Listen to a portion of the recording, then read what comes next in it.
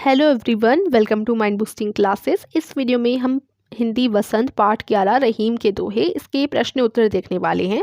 इससे पहले रहीम के दोहे वाला जो पार्ट है इसको मैं समझा चुकी हूँ आप लोगों को। एक्सप्लेनेशन वीडियो ऑलरेडी इस चैप्टर की डल चुकी है, तो अगर आप इस पार्ट को समझना चाहते हैं तो आप जा सकते हो डिस्क्रिप्शन बॉक्स में, मैंने लिंक दे दूंगी मैं आपको वीडियो की, ठीक है। आप वहाँ जा कर के देख सकते हैं डिस्क्रिप्शन में जा कर के।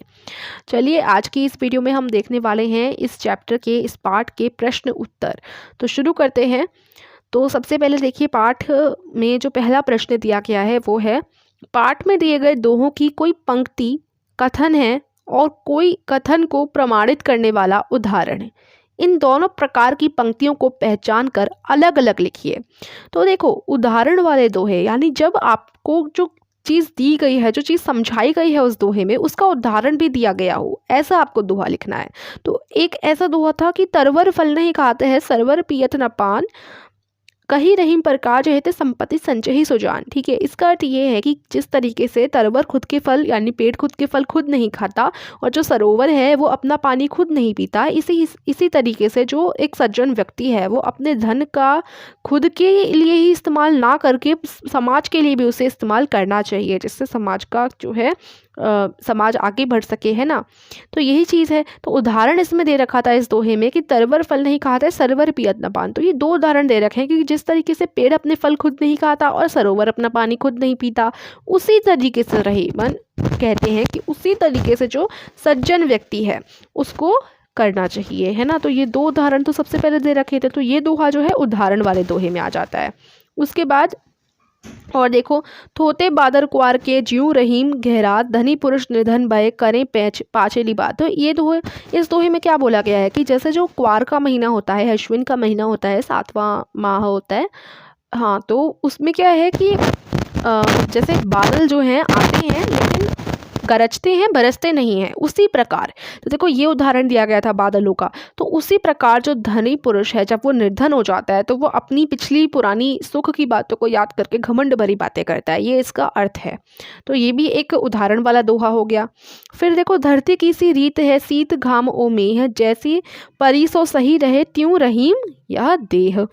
तो इसमें क्या बोला गया था, इसमें ये बोला गया था कि धरती जैसे, अब यहाँ उदाहरण क्या है, इसमें धरती का उदाहरण दिया गया था इस दोहे में। इसमें बोला गया था कि जैसे धरती जो है हर मौसम को, चाहे वो गर्मी का हो, सर्दी का हो, बारिश का हो, मतलब कोई भी मौसम हो ना, उसे झेल लेती है। उसी प्रकार, तो जैसी यानी उसी प्रकार क्या होता है, मनुष्य का शरीर भी हर सुख दुख का मतलब कितना भी दुख है, हर चीज़ को सह सकता है। तो ये इसका अर्थ था इस दोहे का।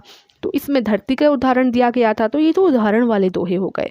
उसके बाद उदाहरण वाले दोहे के बाद बोला है कि कथन जिसमें हो, तो कथन वाले दोहे जिनमें आपको कोई उदाहरण नहीं दे रखा, वो कौन कौन से हैं। जाल परे जलजात बही, तजी मीनन को मोह, रहीमन मछली नीर को ताऊ न छाणती छोहो। तो इसमें बोला गया है जल और मछली के प्रेम के बारे में बताया गया है कि मछली जल से कितना प्रेम करती है लेकिन जल नहीं करता। क्या होता है कि जब जाल को डालते हैं जल में तो क्या होता है, पानी निकल जाता है उसमें से, ठीक है। हम जाल को डालेंगे ना जल में तो पानी जो है जाल में से निकल जाएगा लेकिन मछली रह जाएगी। तो इस प्रकार से बताया गया है कि अब जल के बिना मछली रह नहीं सकती, तो वो कितना प्रेम करती है। तो ये इसमें बोला गया है इस दोहे में, ठीक है। तो ये कथन वाले दोहे हो गए। एक है, कही रहीन संपत्ति सगे बनत बहु बहुरीत, बहुत बहुरीत विपित कसोटी जे कसे तेई सांचे मीत। तो इसमें भी देखो यही बोला गया है, कथन वाला है ये दोहा। इसमें उदाहरण नहीं दे रखा, डायरेक्ट बताया गया है कि जिस तरीके से जब हमारे पास धन संपत्ति होती है तो सारे हमारे दोस्त बनना चाहते हैं, मित्र बनना चाहते हैं, सारे सगे संबंधी पास आने लग जाते हैं, परंतु जैसे ही हमारे पास से सारी की सारी, मतलब हम मुसीबत के समय पर होते हैं, मुसीबत के समय पर जो हमारी मदद करता है वही तो हमारा सच्चा मित्र होता है। तो इस दोहे में ये बोला गया है। तो ये कथन वाले दोहे हैं दो, और ये बाकी के दोहे जो हैं ये उदाहरण वाले दोहे हैं। उसके बाद प्रश्न 2 की तरफ बढ़ेंगे। रहीम ने क्वार के मास में गरजने वाले बादलों की तुलना ऐसे निर्धन व्यक्तियों से क्यों की जो पहले कभी धनी थे और बीती बातों को बताकर दूसरों को प्रभावित करना चाहते हैं। दोहे के आधार पर आप सावन के बरसने और गरजने वाले बादलों के विषय में क्या कहना चाहेंगे। तो क्वार के मास में गरजने वाले बादल केवल गरजकार रह जाते हैं, बरसते नहीं हैं। ठीक है, ठीक उसी प्रकार जो पहले कभी धनी थे और वे अपनी बीती बातों को बताकर दूसरों को प्रभावित करना चाहते हैं, वे केवल व्यर्थ में बड़बड़ा कर रह जाते हैं।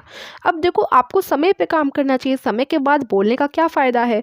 इसलिए कवि ने क्वार के मास में गरजने वाले बादलों की तुलना ऐसे निर्धन व्यक्तियों से की है जो व्यर्थ में संपन्न होने का दिखावा करते हैं, जबकि सावन के बादल गरजने के साथ बरसते भी हैं और लोगों को तृप्त करते हैं। ठीक है, तो ये आपका उत्तर हो जाएगा। उसके बाद प्रश्न 3 आ जाता है, नीचे दिए गए में बताई गई सच्चाइयों को यदि हम जीवन में उतार लें तो उनका क्या लाभ होगा, आपको सोचकर जो है लिखना है। तो तरवर फल, ये जो था तरवर फल नहीं खाते हैं,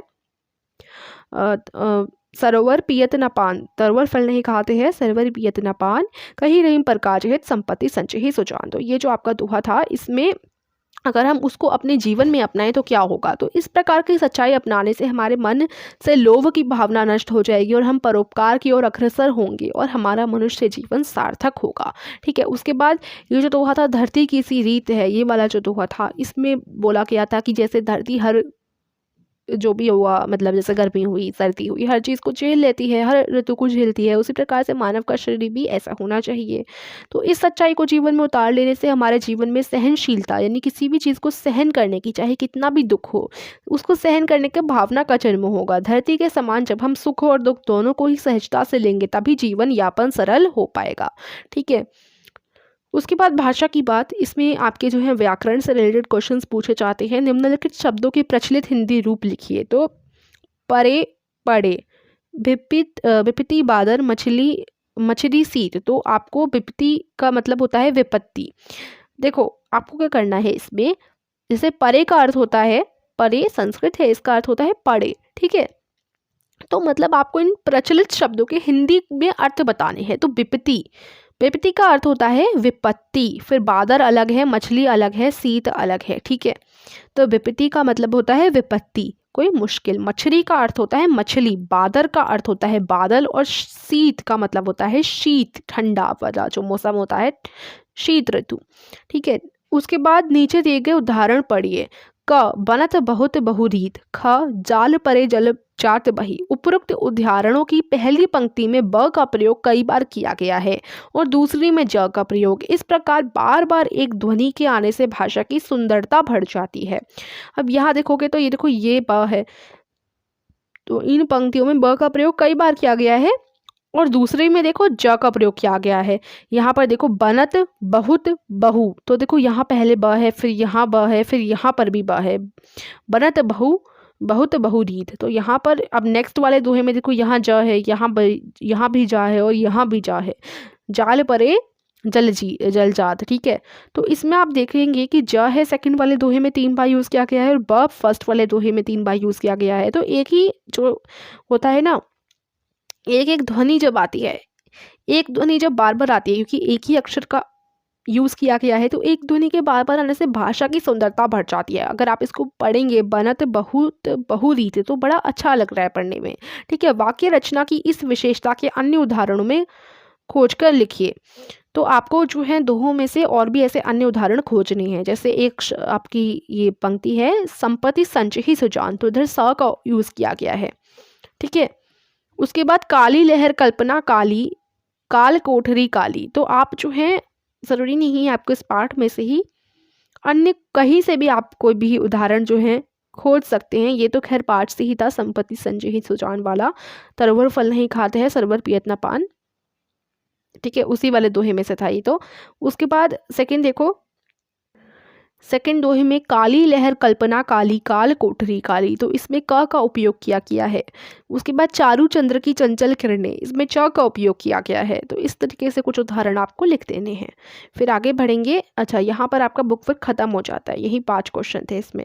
ठीक है, तो आई होप ये वीडियो आपको पसंद आई होगी। और हाँ, ये जो चैप्टर है ना रहीम के दोहे, इसको मैं ऑलरेडी एक्सप्लेन कर चुकी हूँ। अगर आपको इसकी एक्सप्लेनेशन वीडियो देखनी है तो आप डिस्क्रिप्शन में जा करके देख लीजिएगा। बाकी इस वीडियो को आप शेयर कीजिए अपने फ्रेंड्स के साथ, वीडियो को लाइक कीजिए, और अगर आप हमें और सपोर्ट दिखाना चाहते हैं, आपको ये वीडियो पसंद आ रही है, तो प्लीज़ चैनल को सब्सक्राइब कीजिए। Thank you for watching.